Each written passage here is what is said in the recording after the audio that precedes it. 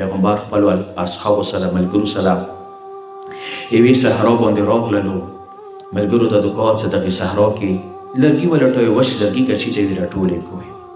دل یا رسول الله صحرا د کې لرګي څه کوي؟ نه اوس یې سار شو، څه کله اوس یې سار شو چې یو چې دوه یا پنځه لرګي را جمع کړه، انبار د لرګیو جوړ شو.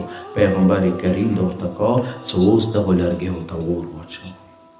وایي څه کله اوس هغه خو وچ لرګي و، ایرې شو، ختم شو. پیغمبر د ورته کا تاسو ته ما یو مثال درکړو. تاسو ویله څه دغې صحرا کې لرګي نشته، څه کله اوس یې سار شو، سوره زیات یاد شوله و تاسو خپل ځان په باره کې اندازې څه مو بیا ګناهانې نه گناهانو سے سر شوی. ایاکم والمحقرات للذنوب، د مایه چې د ګناه وړه دی، د وړو وړو نه بیا داسې انبار جوړېږي. پیغمبر ورته ویلي چې د انبار دی، خو چې کله ګناهانو انبار جوړ شو، بیا شپې لمانځه ته چې کله پاڅېږي، بیا هیڅ وارې سترګو کې غټې غټې اوښکې راشي چې خدای ښه منه وکړه. هغه د سترګو کترو اثر ده دی، لکه څنګه دا لرګي وسولو ایتو خدای منځ کې ګناهانې بیا داسې سیزي ختم کېږي. خو څه شرط ده دی چې موږ خو ژړا راشي. عباد الرحمن د خدای بندګانو ایوه نښه دی، یبکون چې هغه شپې او سحر باندې ژړا کوي. دغه ساعت د تاثیر دی. یو جوان دی، ډېره سنګینه ګناه وشوه، امیر المؤمنین ته دعا یا امیر المؤمنین حاضر باندې جری کړه. ورته دعا کېدای شي غلط شوی وي، نه د ګناه لاړ شه. سبا بیا راغو، ورته دعا نه مولا ګناه نشي دی. بله ورځې بیا راغو، څلورم وارې مولا ته ورته کا څه ښه ده نه وکړه چې ځان د حد ته مجبور کړو. ویله ویلې که ته لاړ وی استغفار ته کړی، دا ګناه ته استغفار سره مینځلی شوه. ته ما ته ویلي خیره خدای دومره کریم ذات دی چې کله ګناه انسان نه کېږي، دوو ملایکو ته چې تاسې اوله وریا شي، تاسې اوله وریا شي.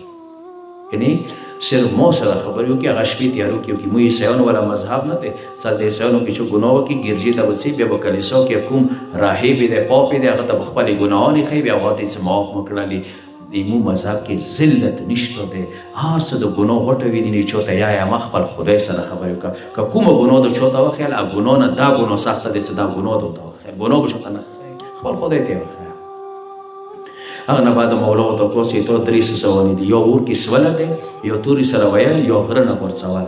ورته وکړه مولا ته وکړې سخته کومه یوه دی؟ ویله اور کې سوله دی. ویله ما ته اور ولګوه چې زه د اور سره خپل هغه ګناه ومینځم او صفا دغه ځنا نه لاړ شم. امام اور ورته ولګولو، دلته دغه جوان وضو وکړو، 2 رکعاته لمانځه ته ودرېدلو.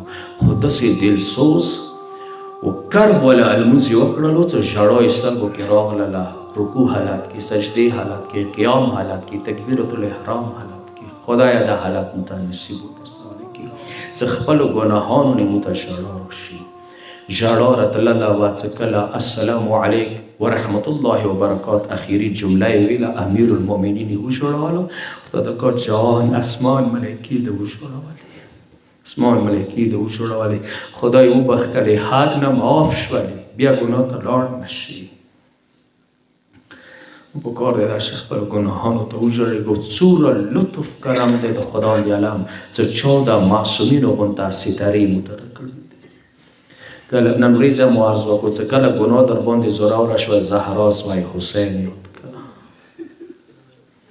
کله ګناه زوروره شوه، وجود نظرین پیغمبر یاد کړه. کله ګناه زوروره شي، ورمنه زهرا یاد کړه. چې زه به ویلې ګناه کوم، ایما راپورټ به هغوی ته ورسېږي، به خفه شي، به زه وژړوم. ایما یې ویلې ګناه باندې امام ژاړي.